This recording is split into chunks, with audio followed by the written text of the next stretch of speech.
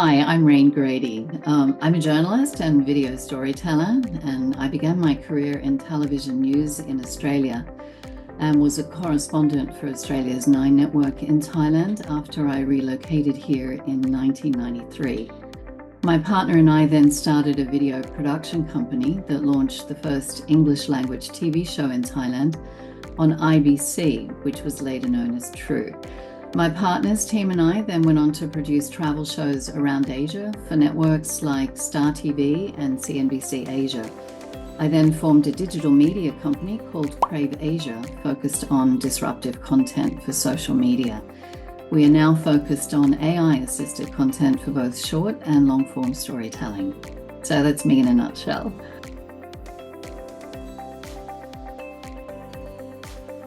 That's a question I get asked a lot, actually. I had some friends here in Thailand who were involved in media, and I saw the opportunity for English language TV and video content in a very dynamic part of the world that was rapidly growing and innovating. I came here for 1 year and ended up staying for more than 30 years and raising my sons here.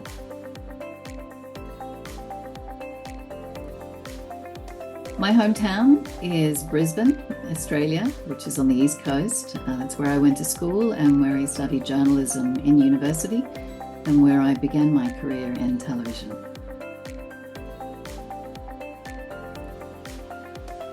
My newest company, Crave Asia, has been working in the digital media space for several years. Short-form content for social media is very prevalent and important here in Thailand. We know how famous TikTok and Facebook are here in Thailand. So we've been producing primarily for the travel, real estate, and lifestyle scenes. More recently, our team has expanded to focus on visual effects and AI-assisted content solutions for numerous clients.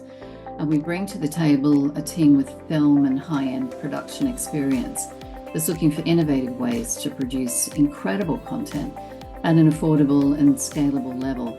So it is quite interesting times with AI. It's also very disruptive, but it's also very exciting what those opportunities mean for our industry.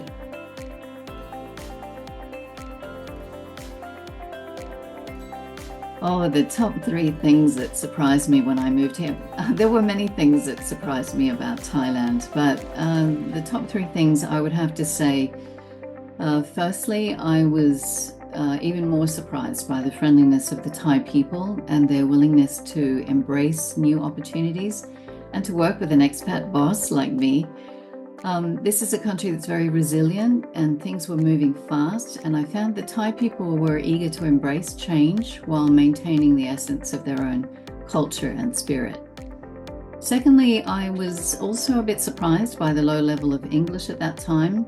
It was over 30 years ago, so it's much different now, but I had to work hard to make myself understood while also learning how to fit in and to communicate in the local language.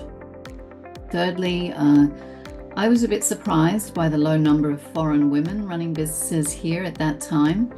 The expat scene was very much a man's world, while at the same time, Thai women were at the helm of many businesses.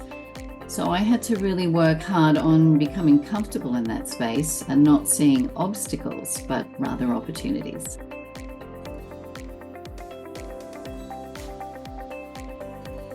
Okay, the top 3 things that helped me build my business in Thailand. Well, firstly, and I think it's at the top of the list, it was very important to network at the beginning.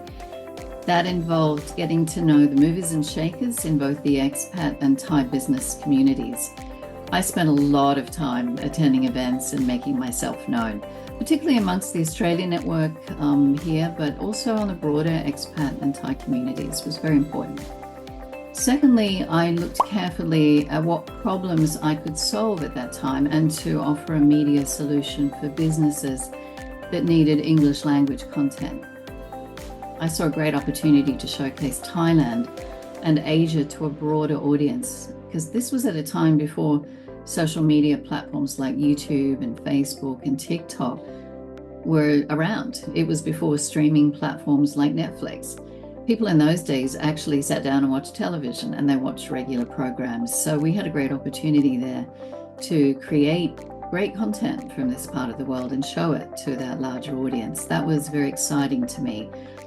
Thirdly, I started small, but I thought big, and I developed relationships that I felt could be long-term.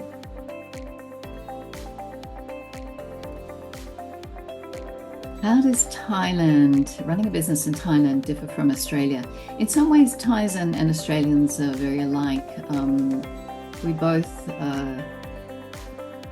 both work to live, not live to work, if you know what I mean. We like to enjoy life and to have fun. And I think those things made me feel quite comfortable here, because Thai people very much enjoy free time, food, family, love, life, all those things.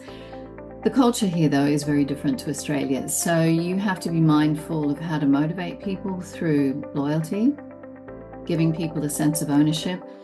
There are also challenges with bureaucracy that you have to carefully navigate. Things are done differently here in Thailand, so that requires taking time to understand the best way forward without getting upset, and particularly without getting aggressive.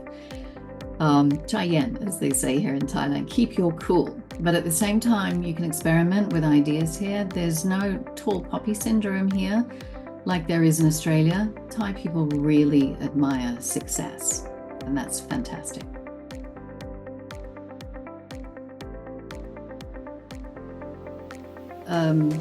I think the most important skills or qualities you need to succeed anywhere, including in Thailand, are what I call my 3 Ps: patience, perseverance, and pivot. Things take time, so you have to be patient, but you'll get there with perseverance. And because the learning and development curve here in Thailand, and indeed across all of Asia, because it is constantly moving upwards, you need to pivot with the times. You need to be prepared for that. Maybe prepared is another P, but those are the 3 things that I think are the most important skills.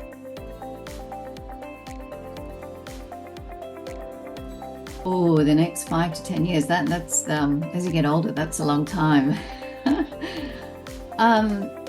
I think a lot will depend on what happens with AI and the changes it's making to the creative industries. It's without a doubt the most disruptive force in our industry. So my plan is to use AI as a tool, I guess to rather assist rather than replace creativity, without losing the fundamentals of storytelling. Growing our team's AI storytelling engine and continuing to help businesses with inspiring content is the plan, and we're looking to grow these services. Personally, I think it's also important to look to the next generation and to focus on the things that have a lasting impact. So while I'm looking at the opportunities with AI, I'm also exploring the development of film and other projects that embrace new independent talent, and projects that give something back to the people of Thailand.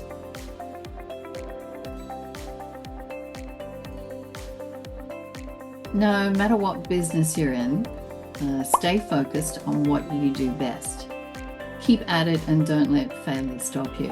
I love the quote by Winston Churchill, who said, "Success is going from failure to failure without losing your enthusiasm."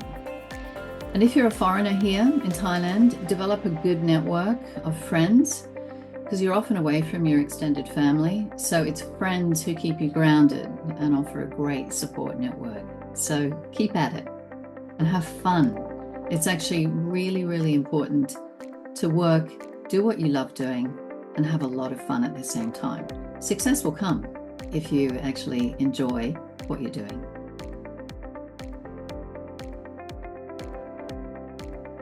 That's a really difficult question, actually. It's the most difficult question you've asked me, because I love Thai food so much. I love pretty much everything that's on the menu. If I had a choice and I had a go-to when I'm opening a menu in a Thai restaurant, if it's got khao soy noodle soup on the menu, I will always go for that first. It's one of my favorite things. It's sort of got every flavor.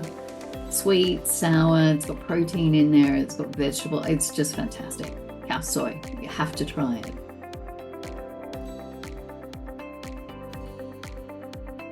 I've had so many funny things happen here in Thailand, particularly in the course of my work in media, unexpected funny things. But I think what has been the funniest and what still makes me laugh today is taxi rides here in Thailand. And I've had some hilarious taxi rides, with disco taxis, toys in the taxis. I think my funniest one was arriving at the airport in Bangkok and jumped into the taxi. He was a really friendly taxi driver.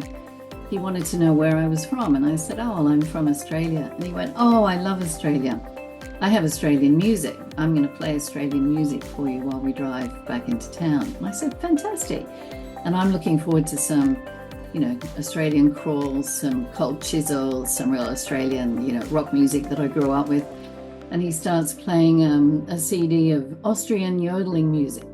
And I tried to say, "Look, I'm not from Austria. I'm from Australia."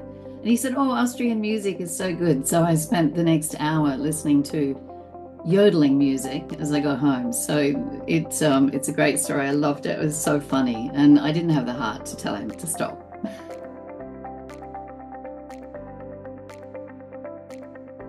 I've been here in Thailand a long time. I've seen most of the country.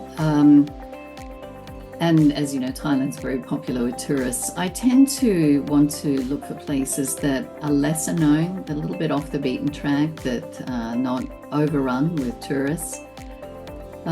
If I look at the south of Thailand, I try to discover new little islands that are not so well known yet or haven't sort of been put out on social media. When it's a long weekend and I want to have an escape that's not too far from Bangkok, then usually Koh Samet is my go-to. My husband and I love going there, and it's very chilled and relaxed. And yeah, it's not called the Island of Love for nothing. It's one of my favorite places still.